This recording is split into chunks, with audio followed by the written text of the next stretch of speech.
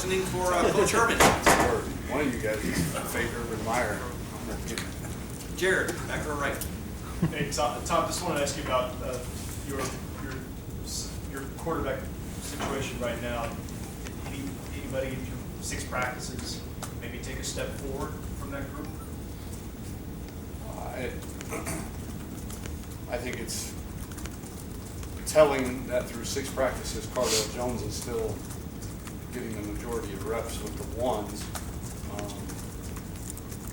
So to say that he's head and shoulders or taking a step forward like you asked, I don't know that would be accurate, but he hasn't done anything to not deserve to take those reps.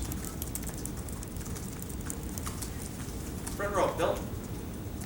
Kind of along the same line as Doug's question. How different do you think this year's offense will be from last year's? Oh, I think every year kind of has its own personality, so it certainly will be different. I remember having the same conversation last year and saying, we'll never leave our core values, core tenets, what we believe in offensively, which is to spread the field horizontally and vertically, to be in the shotgun, to add the quarterback as part of our run game and have that dimension, and to be a downhill, A-gap, tight zone, vertical power, tight zone and power, vertical run team with play action pass off of it. So then what does that evolve to? I don't know, but I think when people ask me what am I maybe most proud of the first couple of years here, especially that first year, is, I think I mentioned it, is we didn't fit a square peg into a round hole, and I think it's hard. It's hard to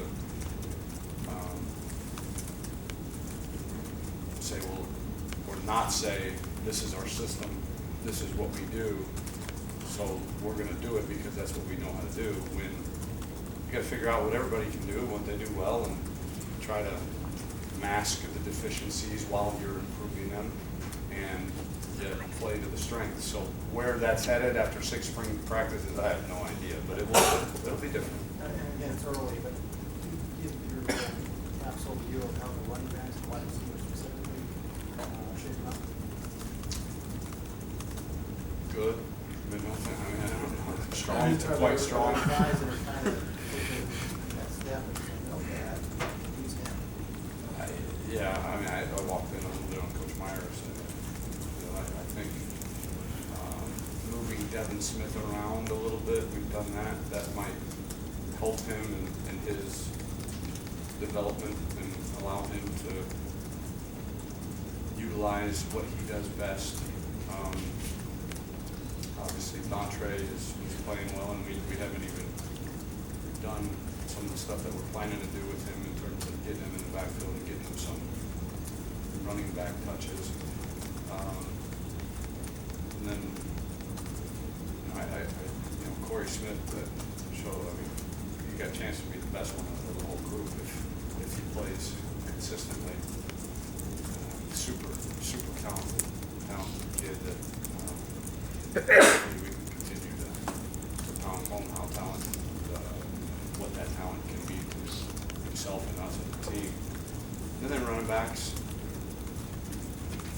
Ezekiel is still a bit inconsistent, still plays like a freshman, unfortunately, at times. But of the group, before today, I might have said he was ahead, but Ron made a nice surge today, just off what I felt out there. Obviously, not watching the film. And the other 2 guys, Bryanta and Warren, are pushing, and they're getting better. And it's noticeable that they haven't lost the drive. I mean, they can still see that there's a battle there, and they keep busting their tail. They can work their way into that rotation. Tim. Yeah, Tom, it does me here a little bit. Play like I'm one of those quarterbacks, JT or Cardale. What would you say to them the last 9 practices of spring? What could each one of those guys do to make that move to get your attention, to be the backup guy at least? Yeah, I tell those two guys a lot of the time, just be you. Their strengths are so different. I tell JT, you get paid, and he gets paid a scholarship. That's what I'm talking about. You get paid to make great decisions, get the ball out of your hands, and be accurate. You don't get paid. You're not going to grow. Your arm this year is not going to get a whole lot stronger. Maybe through the weight room and 2 days and all that, but through these 9 practices, be on time, be accurate, and be right in what you do with the football. Cardell, your strengths are different as well. Cardell is 6'5" and 250 pounds. Throw it through that wall, and use some of that. Use the talents that you have, and then while we develop the portions of your game that need to be developed, we'll do that. And Cardell's done a great job. Like I said, I mean, he has done nothing to deserve less reps with the ones right now. He's playing like a quarterback at Ohio State should. But through the 9 practices, we just need for those guys to play to their strengths. JT, for example, well, let me go Cardale first. We got to watch like 40 minutes of the scrimmage the other day. The part we got to see, he seemed to have a lot of gunpowder in his gun. I mean, he wasn't hitting a lot of pad. I mean, has he been like that off and on through the spring? Is it a point of reeling him in, or just? No. Yeah. It was this is my first scrimmage on a win or loser day. Yeah. Run it as the quarterback with the first offense at The Ohio State University, and I'm nervous as hell. Yeah. And that's, I mean, it showed. Whether, they like this, I was nervous, I coach. They tell me, show me. And what they showed on Saturday was not indicative of the previous 4 practices or today's practice. So we got to make sure that they don't get so worked up on a Saturday scrimmage because it's win or loser day that all their fundamentals and their technique and their knowledge goes out the window. Okay, can I follow that with one quick note? But is that the steps you Is have this to the go Tim through? May press conference? No, Is that- is yeah, that I'm what going you on should do? history. But is that, those are steps you have to go through when you have young guys who haven't played, they have to have those kind of scrimmages to Absolutely. put behind them. They do, and they both did. I told them after, they weren't real happy with me. I said they played like, again, I used a couple of words that can't be printed. And they got upset, and they should be, but not at me, at themselves, for not demonstrating the kind of poise and confidence that they had shown in the previous 4 practices. So, everything about spring ball is a learning experience, and these guys are doing that each and every rep they take. Front row, Austin. You referenced with Dontre how much maybe more you could do with him. How limited was his role last year compared to what you envisioned for the fall, or how much more? He couldn't play receiver last year. Didn't know what the hell he was doing, and didn't know how to do it. He was 175 pounds or whatever the heck he was. So him and his ability limited us, and the ability doesn't just include running fast, making guys miss. There's a lot that goes into ability and usability in the offense. He's had a great offseason and really kind of took to the position and is still learning. He still, makes mistakes that you wish he wouldn't at this stage in his career. But, at the end of the day, he played tailback his entire life, and to move him into this kind of quote-unquote hybrid role is, he hadn't been doing it very long. He wasn't an early enrollee last year. He didn't get here until August or June, but he didn't start playing in the offense until August. And so he's progressing, and he's gotten stronger and bigger and learned how to learn technique. And so the ability, his usability continues to rise with every step he takes in terms of learning how to play the position. How much of that position requires a wide receiver skills? A lot. You guys always want I didn't ask for a percentage because I didn't say that. A lot, a lot. Front row, Todd. It's probably some spring youth vision coming in, getting asked a lot about two guys who are bad with the backup spot, opposed to the guy that every coach on this team says the best player on your team, really don't have a chance to evaluate. One, is that frustrating on your end to not be able to develop him at this time of the year when most other guys are being developed? And two, is he making progress out there with what he's being asked to do? To answer your first question, is it frustrating? Yes.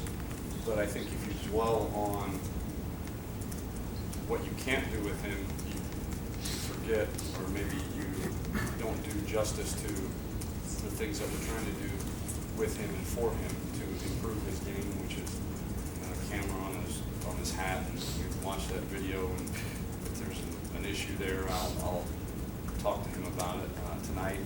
He's going to grade JT Barrett like a coach would, and watch the film on his iPad and grade the film plus or minus on every play in 7-on-7, every play in team, to keep him engaged and to provide him, in my opinion, the best way to learn is to teach. I've learned more about football from teaching it to young people than probably any lectures or any older people telling me, because it's kind of a process. It's a trial and error. It's an immersion into the game that he might not have done had he been out there and exhausted from practice and just want to go home and go to sleep and all that. So I think he's embraced, here's what I can do, and so let's turn a negative into a positive and do that. Your second question was? Is he progressing with Yeah, the camera? Oh, yeah, and I can't, again, I don't know, I'll probably know a lot more when I can sit down maybe after the spring and really kind of grill him a little bit. You know, right now, I can tell in the meetings he's more engaged. I can tell in the meetings that he gets a lot more answers to questions correctly, and when he's, you know, you hear his voice and you see what he sees on his little hat cam or whatever we're calling it these days, Braxton cam.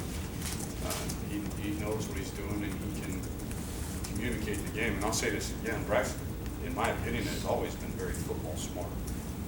You don't get to do the things that you do on a football field without kind of understanding what's going on. I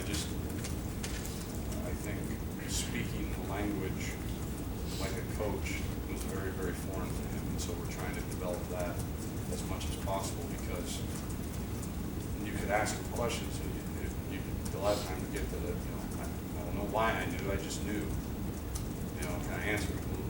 The first step is knowing, so at least we conquered that part. So now let's figure out how to communicate and speak the language like we do, to allow you the best opportunity when you go interview for a job in March, April, and May of next year, to present yourself as best you can. Last question, Dave. Tom, can you touch on the offensive line a little bit? Obviously losing 4 starters. Pat Elflein's kind of like a second returning starter, though. I mean, is it a big concern without having to quantify it? I mean, just Yes. talk about the O-line a little bit. Big concern. I'd be a lot more concerned if I didn't believe that the talent was there, and I didn't believe in Ed Warner. This group of O-linemen, whether we like to say it or not, is much farther ahead than the group of O-linemen our first spring. We talk about some dudes that needed some molding and some culture and some.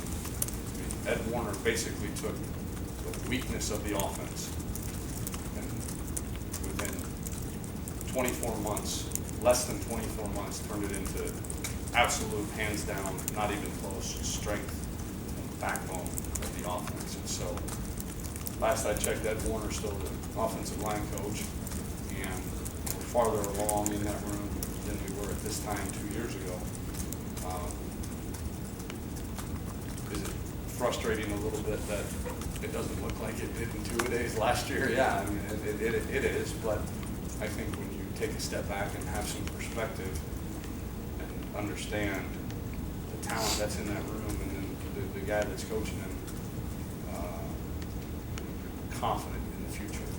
You're discouraged at the present or frustrated at the present, but certainly confident that the future will take care of itself. Just a real quick follow-up. Is center pretty much a toss-up between Bourne and Price? I mean, how? Yeah, through 6 practices, it'd be, and the first 2 being non-padded, we really only had 4 padded practices, so it'd be unfair for me to say that there's a leader in that place. Thank you. Thanks, Tom.